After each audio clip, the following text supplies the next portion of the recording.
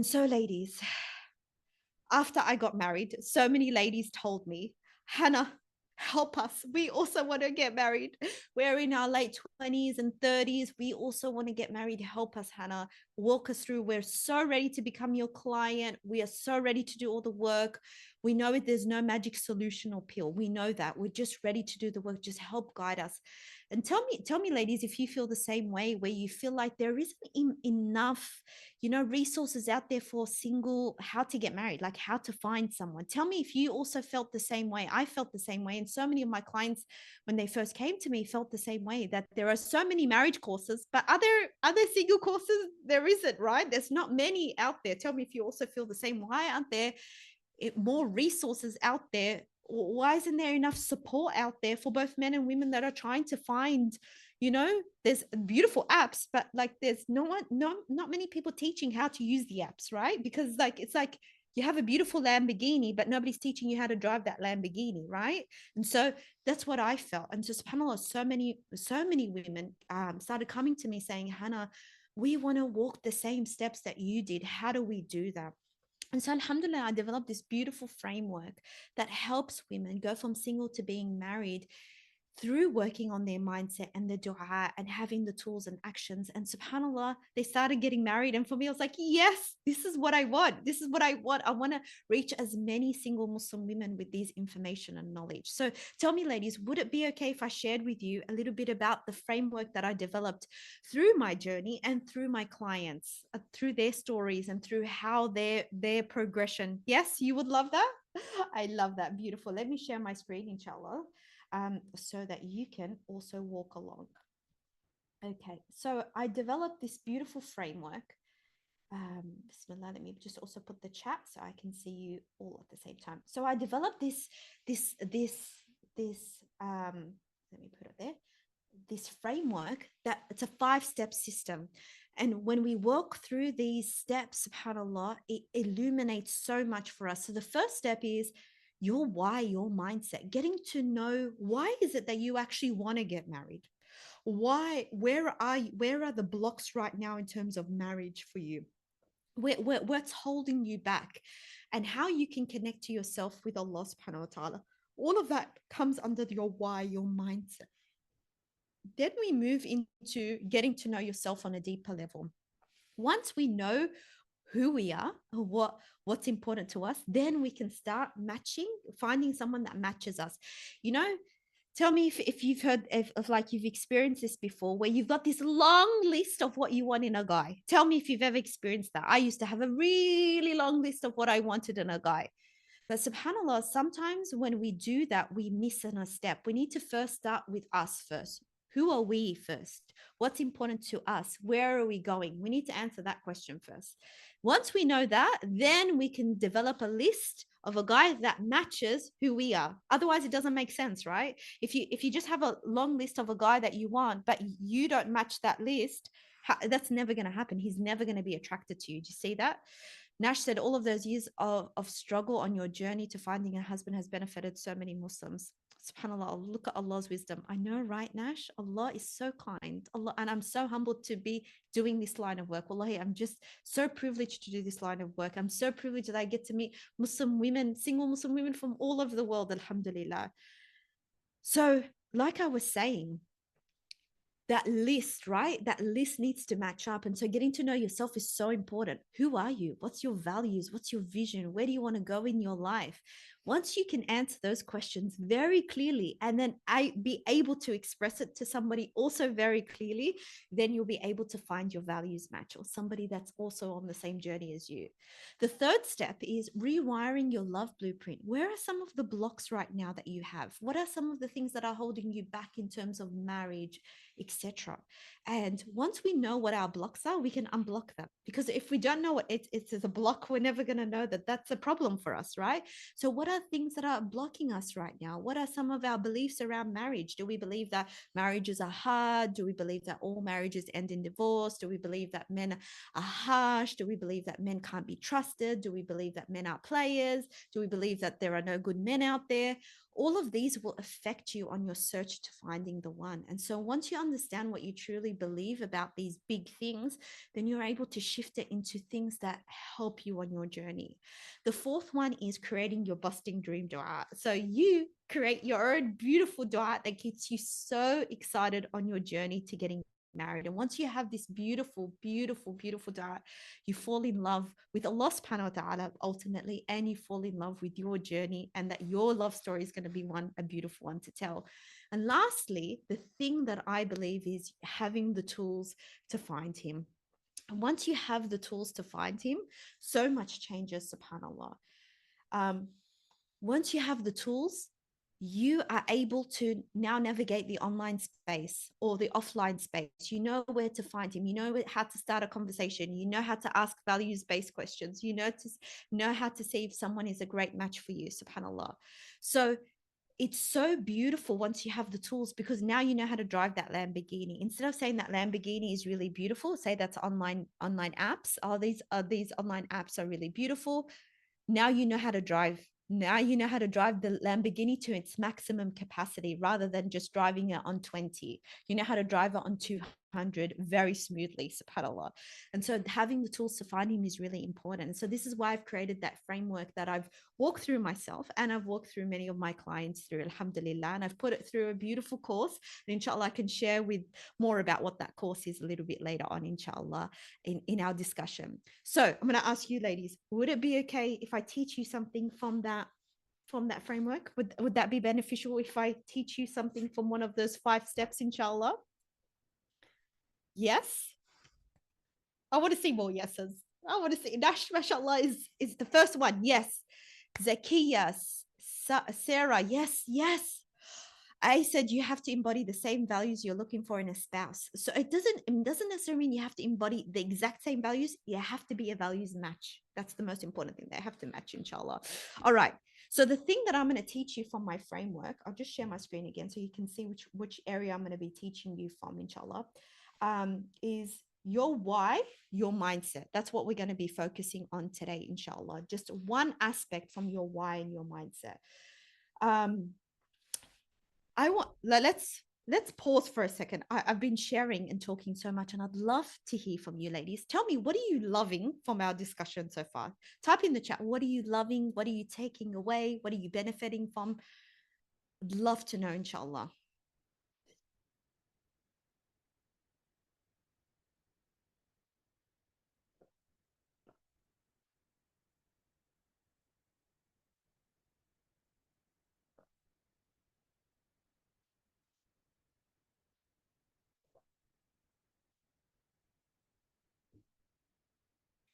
Niha said being positive. Sarah said the excitement about mastering a dream dua and following through with that. I love that. I love that you're walking away with that. A said that there is always hope, because there is always hope. And subhanAllah, once we have that hope ignited in our hearts, everything changes. That's the very first thing that we need to shift within ourselves, ladies. If you have dread, it's not gonna you're not gonna love your story. You're not gonna love the process. You're not gonna fall in love with your journey. When you start with that hope and that yaqeen on Allah subhanahu wa ta'ala, everything changes. Nash says, crazy how many things you've mentioned I've been doing, and there's also someone doing the same. Oh, I love that. I love that you're walking this beautiful journey for yourself, Nash. I love that for you. So let me teach you one thing from my framework. And like I said, I'll inshallah share more about my framework and my course and all of that a little bit later on. But let me teach you something from that. I wonder how many of you have ever heard of Hajar alayhi salam. Tell me if you've heard of her, and who is she the wife of? Which prophet? Type in the chat. Which prophet, if you know, is Hajar the wife of? If you've heard of her. It's okay if you haven't, by the way. Prophet Ibrahim alayhi salam, correct A, that is correct. Prophet Ibrahim alayhi salam, yes, Nash. So I'm going to share with you her story, because her story teaches us a lot, and she was a huge inspiration on my journey. Hajar alayhi salam was the wife of Ibrahim alayhi salam and the mother of Ismail. And so she had a brand new newborn baby Ismail, and Allah subhanahu wa ta'ala ordered Prophet Ibrahim to take Hajar and Ismail and leave them in the desert. And for him, for Ibrahim alayhi salam, that was a really, really tough test. To leave his family behind by themselves was a really, really hard test.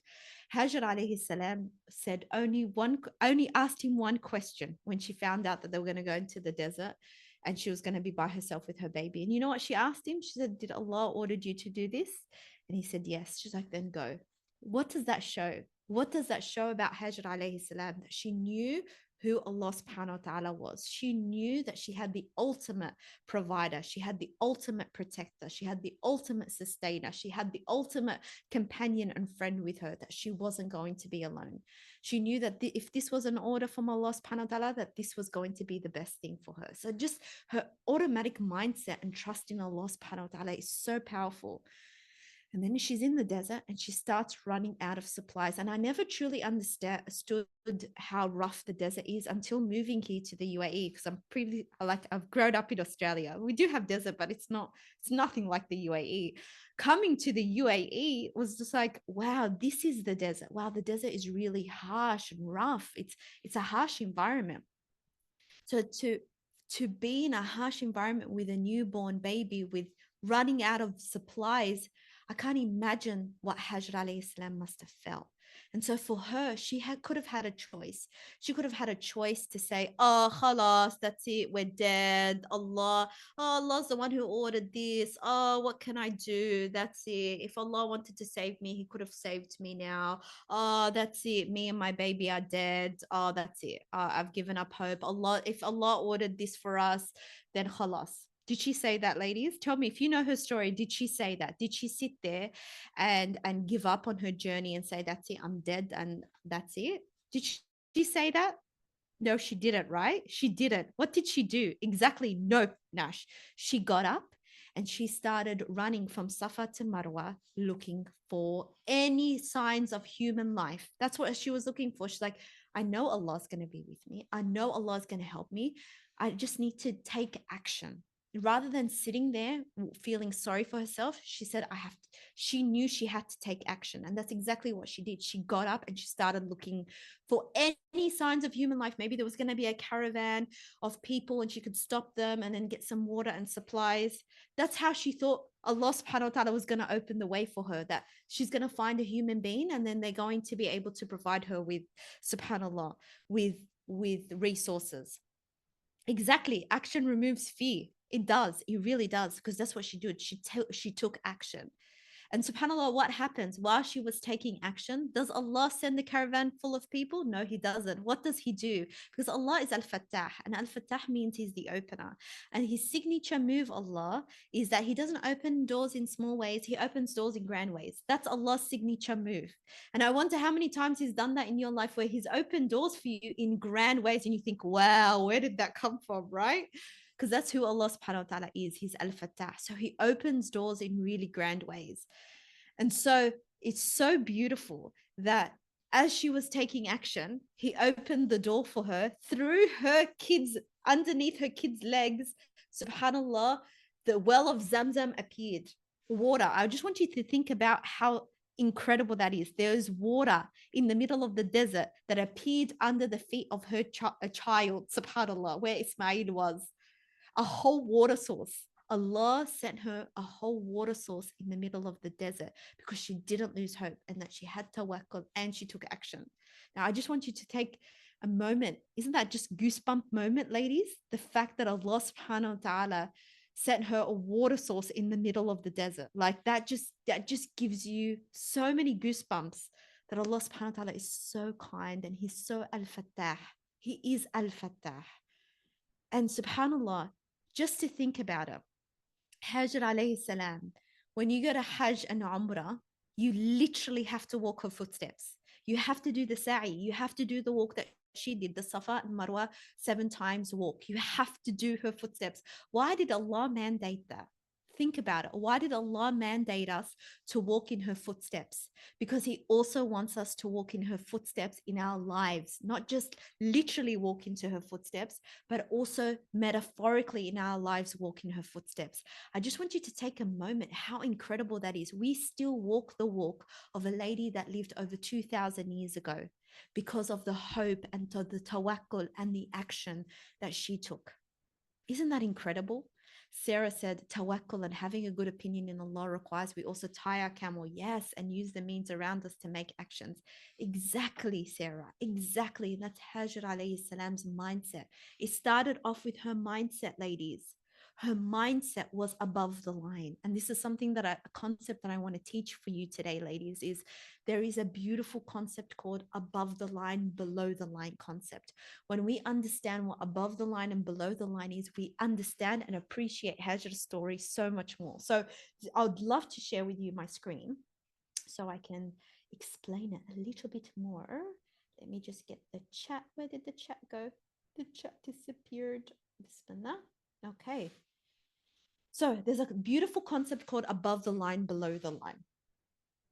What below the line thinking looks like, it's victim mentality, not taking responsibility for your life, looking for a quick fix, waiting for others to take action, blaming others, feeling hopeless in Allah and saying Allah's not answering my du'as, feeling like you have no control of your life and staying stuck. That's below the line. If Hajar alayhi salam was below the line, she would have sat down in the middle of the desert saying, oh, that's it, I'm dead, I have no control, there's nothing I can do, I'm going to wait for Ibrahim to come and save me. Oh, he's the one who left me in the desert. Ibrahim, he's supposed to be the one that saves me, he's supposed to be the one that helps me find water. I like, I'm gonna look for a quick fix. I'm just gonna wait for Ibrahim to come and save me. I'm such a victim. Did she say any of those things, ladies? You tell me. Did Hajar alayhi salam say any of those things? Absolutely not.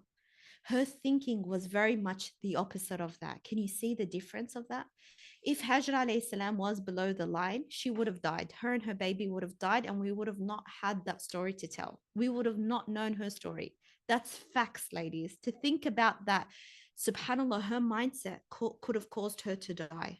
I want you to take a moment to really let that set in. Her mindset could have caused her to die if it was below the line.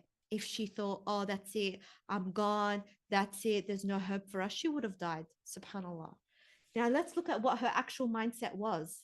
Her mindset was she owned her story, she saw a solution, she took action, she took responsibility of her life. She had so much hope in Allah subhanahu wa ta'ala. To add to that, if we're adding other things that we could start implementing, it's learning the tools and working on our mindsets. It's making dua with your keen. It's having a growth mindset, ladies. This is all above the line thinking. And once we start implementing above the line thinking in our lives, in our love stories, everything changes. If you're right now below the line thinking in terms of your love story, well, guess what? You're not going to be able to move forward. It's going to be like you looking at that beautiful Lamborghini and not making the most of it. You're just going to use the Lamborghini as, I don't know, not using it to its full potential. But subhanAllah, once we really understand our mindset, everything changes. Once we work on our mindset and become above the line in our thinking, our mindset, poof, our world changes, subhanAllah. So that's what it starts off with, ladies. It's our thinking. And because Hajar alayhi salam had above the line thinking, everything changed for her. And Allah didn't just open the door for her in a little way, He opened for her the door in the most grandest way possible, right? It's so, so beautiful. So, ladies, I would love to ask you this question. If I'm below the line thinking in marriage, right? I said that Lamborghini is sitting in the garage gathering dust. We need to learn how to drive it. Exactly, A. We don't want to just look at the Lamborghini. We want to learn how to drive it. Exactly. Sarah said, change your thinking, change your mind, change your life. I love that because that's exactly what it is, subhanAllah. So If I was below the line in my thinking in terms of marriage, where I was like, oh, it's my mom's responsibility to find me someone, Allah's not answering my dua, there are no good guys out there, why is everyone else getting married, what's wrong with me, oh, the reason why I'm not getting married is because the apps are so bad. If I kept saying that to myself, what type of man do you think I'll attract? Tell me in the chat below. What type of man do you think will be attracted to that type of thinking? Describe that type of man to me. Tell me in the chat, ladies.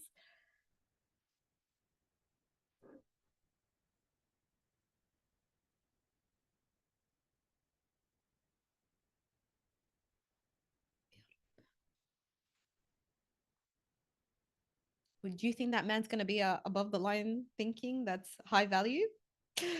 No, he'll be an insecure and confused man, right? Exactly, A. He'll be a man that's someone that who thinks along the same lines, a negative, limited thinker type of a man, a very confused type of man, a very low value man. That's the type of man that would be attracted to you, right? And do we want to attract this type of man? Absolutely not, ladies. So let me ask you the question in reverse. Above the line, if I'm above the line in my thinking, what type of man do you think will be attracted to this type of to me? If I'm above the line, what type of man do you think will be attracted to me? In the opposite.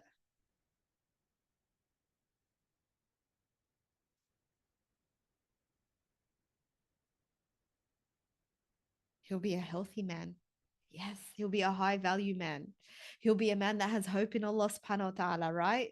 He'll be a man that is secure, willing to commit. Exactly, ladies. Exactly. Do you see how powerful that is? Your thinking will also attract the type of people around you. That's really powerful. Your thinking will attract the type of potentials you're getting.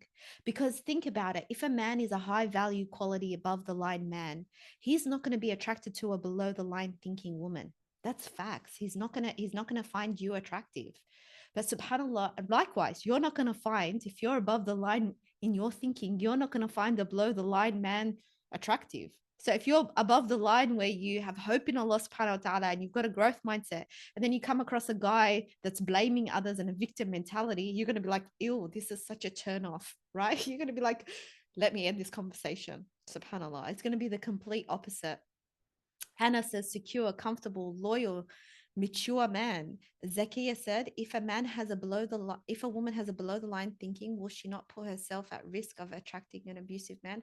Perhaps, perhaps. Nash said, when you come across a high quality, you most definitely see the turnoffs real quicker. 100% Nash.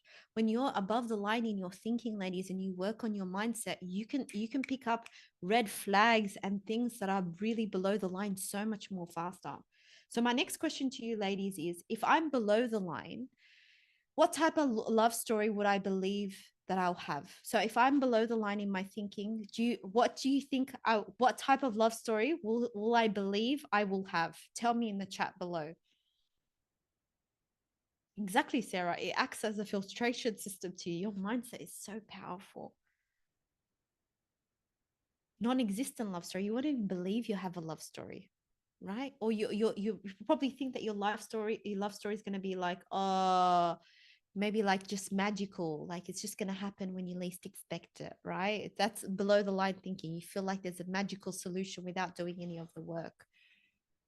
When see, subhanallah, how powerful our thinking is. Likewise, has a knockoff effect on your ibadah too, 100%. Because if you're below the line in your thinking and you believe that I've been making dua to Allah subhanahu wa ta'ala and He hasn't answered it, you're not going to even believe that your love story is worthy of a dua. Your dua will be affected. Everything will be affected. Tell me, if I'm above the line in my thinking, what type of love story will I believe I have? So if I'm above the line in my thinking, ladies, tell me the opposite. What's the opposite of that? What's the opposite in terms of my thinking? I'll believe that I'll have what a beautiful love story. I believe that Allah is full of that when I call upon Allah subhanahu wa ta'ala, that He will open the way for me. I'll have hope. It'll be joyful, be Islamic. Things are happening for me, not against me. I love that. It'll be a unique love story because Allah made us unique. See, that's what you'll believe, right? SubhanAllah, if we're above our line in our thinking. And I want to ask you a follow-up question. So if I'm above the line in my thinking, what do you think I will do about it? If I want to get married, do you think I'll just sit there and say, oh, it'll happen when at least expect it? What do you think I will do? Tell me in the chat. Take action. Exactly, Niha. I wouldn't just be sitting there waiting for others to take action on my behalf. I wouldn't be sitting there waiting for these guys to just randomly knock on my door. I'll be taking action. I'll start moving. I'll get up and run like Hajar, right? Isn't it so powerful, subhanAllah, when we think of how powerful our mindset is and how much that can change everything? And it all starts there, ladies. Let me stop sharing my screen. It all starts there when we start working on our mindset. That's why it's the very first step in my framework and course, subhanAllah, because once we work on our mindset, subhanAllah, the world around us opens up and it gives us possibilities we never thought was possible. And the hope that we have, oh my God, it just ignites us like a fire within us, which is really beautiful. So, ladies, I would love to ask you, what are you taking away from Hajar's story? Share it in the comments below. Nash said, mind is unstoppable. Yes, it is. And it's so powerful. And Allah created us with this powerful tool. SubhanAllah. So tell me in the chat, what are you taking away from Hajar's story?